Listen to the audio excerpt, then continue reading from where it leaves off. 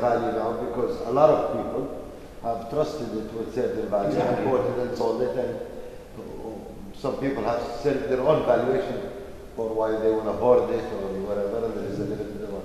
But in any initial currency offer, like if we go back to your DNA companies, you pay them tokens for doing further analysis for you or further services. But what do they do with the tokens?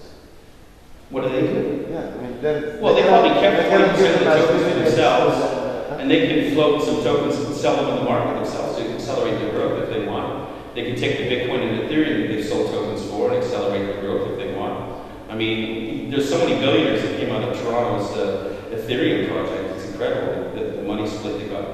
You know, they kept 10%, I think, maybe more, 30% of the founders. Ethereum came out at 30 cents in the pre-sale, and it went up to what, $1,400? You know, just crazy valuations. And I think what happened in January has been really a correction to the market. Go ahead. I have two questions, and those are single very saying. Okay. Tokens, when they're issued, they're capped. The value of the project. Now, my first question is, if the project is finished, what happens to the tokens? Because you said there is... Well, you have two, okay, with an ICO you have two pies, pie charts. You have a pie chart for use of proceeds, so how much money did you, how many Bitcoin and Ethereum did you raise? Yes. 20 million, say, on your cap? Yes. What are you going to do with that? Okay, this much into marketing, this much into this, that. Then you have another pie chart that says use of, token allocation. Right. So how many tokens are going to pre-sale to the institutional investors, how many tokens are going to public sale, how many tokens are going to core team, how many tokens are going to advisors. So there's two piles of assets. Right. Once the project is finished, because yeah, but you're raising tokens, we call it investment rights, for that project, and it has to have a social impact. Yeah, well, what does end though mean? They could end, but I'm just trying to think that, the thing is I'm going to go through some slides just to give you some examples. Let me just move forward a little bit. So here's some blockchain use cases. This is I used to do slides of like the global blockchain ecosystem, but now this is the UK. Forget the world. This is just the UK. So, and they're using it in all kinds of ways. And you can see here's different use cases. So it's not just about currencies and raising money to build blockchain projects or, like we used to do for the foundations at the beginning. It was all blockchain specific projects. This is the roller coaster ride that we're going on right now.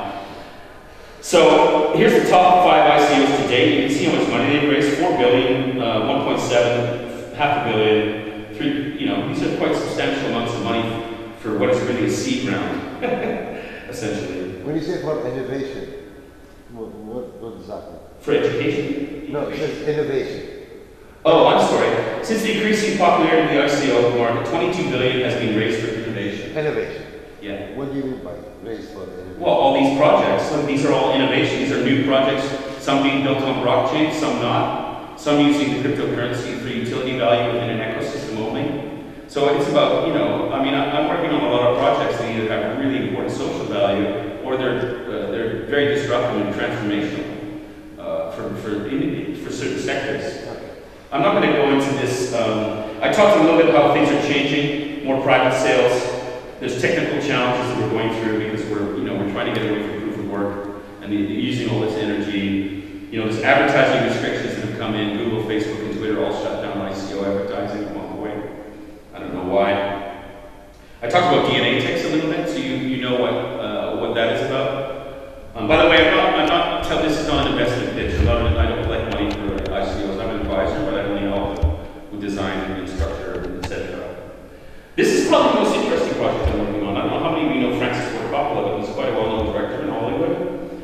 He's done a lot of movies like The Godfather. He's kind of the raconteur. He's a bit of a rebel. He did a movie in the 70s that they called Apocalypse Now that he did outside the studio system, and it was just hard, because 5 companies control Hollywood, and men in corner suites overlooking Hollywood Strip make decisions on what the rest of the world watches. And the Coppola family wanted to change that. Now, this is not a typical blockchain project, open source foundation, even though this is a foundation and it is open source. They want to create a new ecosystem where filmmakers can pitch to their fans have them vote on which films should be funded through the company called American Zoetrope, which they control. And then hopefully make their way to Netflix. Now it's interesting because myself as a fan can go, oh wow, I want to buy some tokens from this film project. Now it's interesting because decentralized pictures is DCP and Ethereum is Ethereum. They're going to have a reserve fund. This is a bit like the Bankroll project, but they'll have a reserve fund of a certain amount of money of their allocation of tokens, which will be held in reserve to allow the easy transfer of sub-tokens, which each filmmaker will issue their own token underneath it. Therefore, they're backed by the reserve. And these tokens will be able to be moved between each other without needing to go through an exchange. Sounds complicated, but that's how it works. And myself as a fan, I can actually go to a film that I like, and the director that I like, and think, oh wow, I'm going to buy some of those tokens. This is where they're actually waiting for the equity token, because it really makes sense to participate in the proceeds of the film as well. But then there's also utility value here, because I can make comments as the director on some of the ideas that they have, or just comment on the film, and if the community likes my comments, they can vote my comments up. And if the director likes my comments, he can reward me, he or she can reward me with tokens for giving, good feedback, or helping in some other way. So even maybe helping develop the story. So the filmmakers are engaging their fans at the creative process, which not all filmmakers are going to want to do. Some will, some won't, but it is in the interest of filmmakers to build their fan base up before the film. I mean, that's great if they could do that, because then they have the chance of building a cult film, which has a longer life than just like 3 weeks in the cinema around the world, and then onto Netflix or whatever. So there's just some very interesting ideas about how we can create a tokenomics really within this ecosystem of film, and how we can change the film industry by giving independent filmmakers the opportunity to bypass the studios and bypass the traditional distribution companies and go straight to Netflix and build their fan communities earlier and have their fans fund the films rather than have to go begging to traditional sources. So it's an example of how we can use how we're using ICOs, cryptocurrencies, blockchain technology, and tokenomics in new and interesting ways that a lot of people probably didn't think that we might use them. Is this a backdoor for money laundering? Sorry? Is this a backdoor for money laundering? Money? Laundering. To launder money. Money laundering. Oh, money laundering. Yeah, well, actually I was on a panel yesterday and came up with a great statistic, and I'm glad you found it and use it. But, I think like most of the money laundering, like 99% of it is like cash-based anyway. And the amount of money laundering that happens in crypto is so minuscule, it's like a mosquito.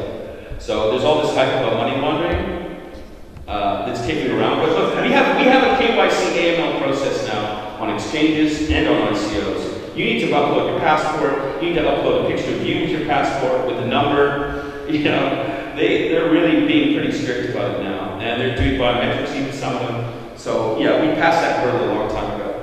I think that's becoming more legitimate. This is a project very similar to Coppola that I'm doing in Bollywood, which is bigger than Hollywood. And they also have the same problem. They want to reshape their film industry and their audiovisual industry. So these guys are working on something very similar in a way. Sports fix also, and I'm kind of hanging on to the TV stuff. This project wants to gather a community of people that want to collectively raise money through cryptocurrency to buy sporting rights and take them from Murdoch. Why should these big guys take it? Why can't we collectively form like a group of people who love sports and we don't want to pay through the nose to watch it live? I think it's a fun idea.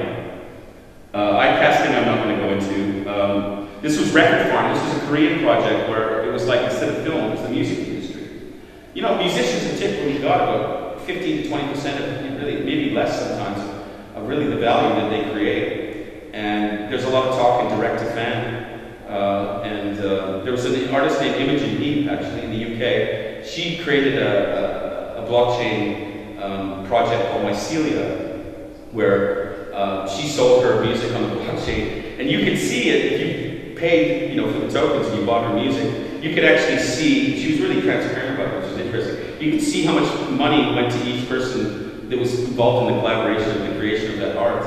So you can see that like this much went to the producer, this much went to the drummer, this much went to the person who carried the coffee. I don't know. But it was just an example of absolute transparency, which is, there's so little of that in the music industry about what happens with the money, so she wanted to make kind of a statement. It was almost like performance art, what she did. It wasn't really, she didn't sell a lot of music out of it, but she was trying to prove her point. Zaya, this is gaming. Now, gaming is interesting because, look, the idea of Bitcoin and what Satoshi gave us, we have the ability now to create scarcity with a digital asset. Now that's kind of a weird thought, but we can create scarcity now with a digital asset. What does that mean in gaming? So let me give you an example. Andy Warhol, I bought some of his art recently that was like a screen print with a fake, a stamp.